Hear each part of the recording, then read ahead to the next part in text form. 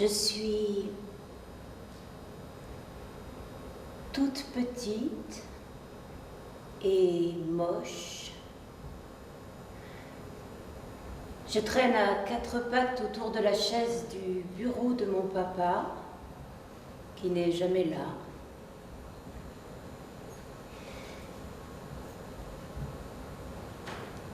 Je suis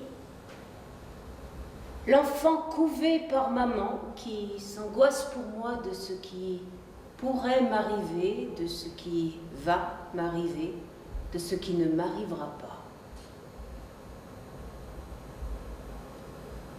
Je développe en moi une peur étrange, faite d'incertitude, de manque, d'absence.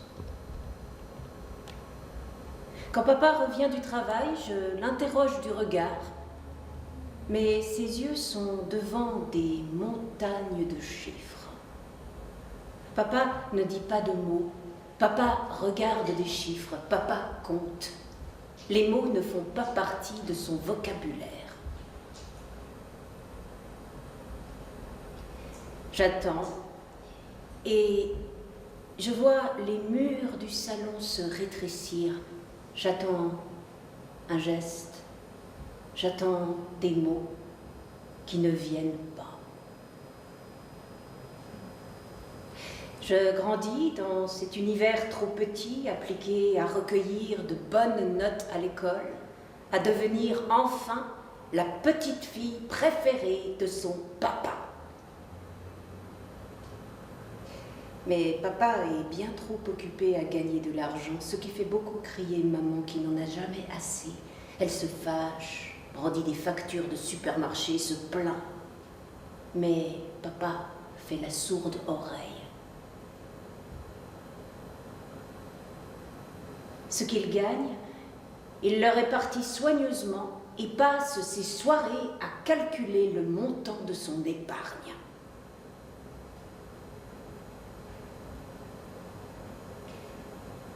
Nous vivotons donc. Maman passe ses soirées à repasser et à compter les centimes de sa prochaine lessive pour payer les machines de la buanderie de l'immeuble juste à côté des caves, à côté de l'abri anti-atomique où je vais jouer avec mes camarades.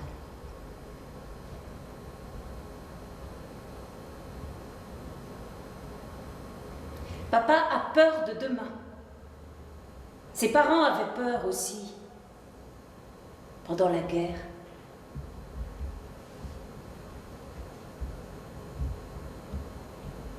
Papa est ingénieur dans une usine d'armement. Le soir, il y a les cris de maman et les silences de papa. Je me mure dans ce silence. Je veux comprendre pourquoi papa ne me dira jamais « je t'aime ».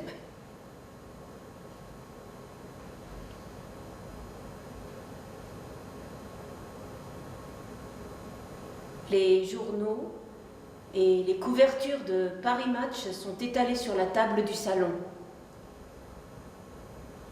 La famine au Sahel,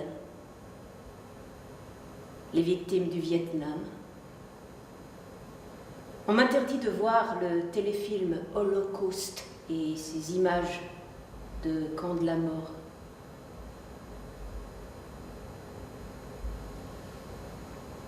J'ai 6 ans.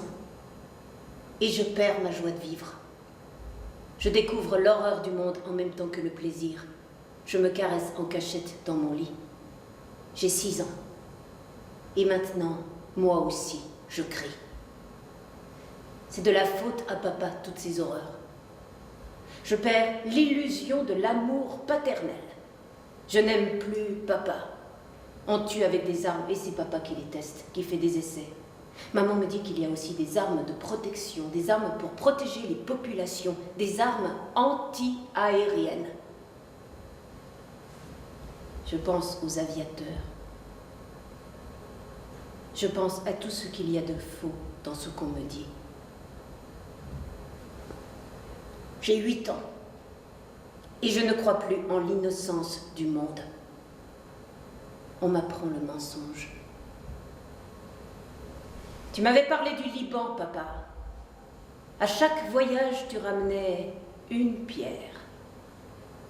On a une grande collection de pierres dans notre appartement.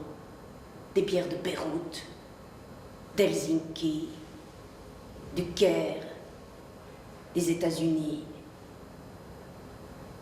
Au bout de 10 ans, la guerre civile a éclaté. Papa, tu faisais quoi au Liban? Tu as cessé de t'y rendre. Maman crie toujours plus en fin de mois. Le monde crie toujours plus sa douleur d'être. Le monde est infesté d'armes. La mort est bien réelle. J'ai 13 ans et plus très en vie. Un homme, le deuxième mari de ma sœur, prend son arme de service. Il tire. Il la tue. Froidement. 16 balles. 11 sont mortelles. Ma sœur est morte. À cause d'une arme. À cause d'un homme. À cause de son deuxième mari.